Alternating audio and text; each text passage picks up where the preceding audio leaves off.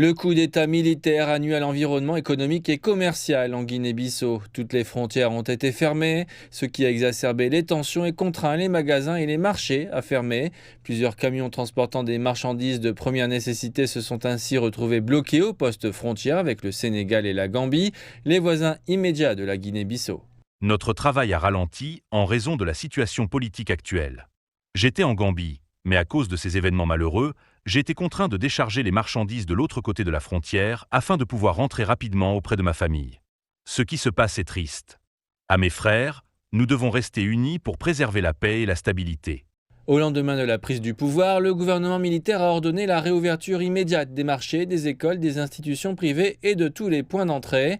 Il a également levé le couvre-feu national qu'il avait imposé et depuis, les commerçants et les acheteurs sont de retour sur les marchés. Les clients, les taxis et les piétons sont également de retour dans les rues. Nous avions suspendu toutes nos activités. Mais depuis que le gouvernement militaire a annoncé la réouverture des frontières, nous avons repris le transport, tant à l'intérieur qu'à l'extérieur du pays. Cela fait maintenant 3 jours, mais les déplacements restent encore lents.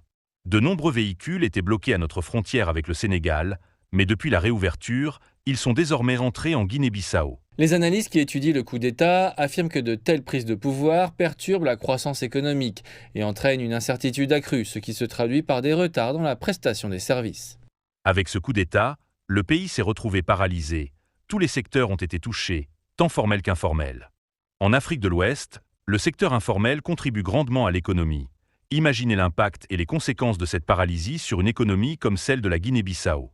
À l'heure actuelle, la plupart des gens ne veulent pas quitter leur domicile en raison des risques. Les entreprises sont également réticentes à prendre des risques. Par exemple, le transport de marchandises en provenance des pays voisins a cessé, car personne ne veut risquer de subir des pertes dans une telle situation. Les coups d'État ont donc eu un impact négatif sur l'économie.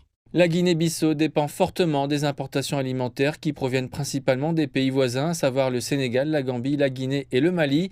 Selon la Banque africaine de développement, l'économie du pays dépend en grande partie de la pêche et des exportations de noix de cajou.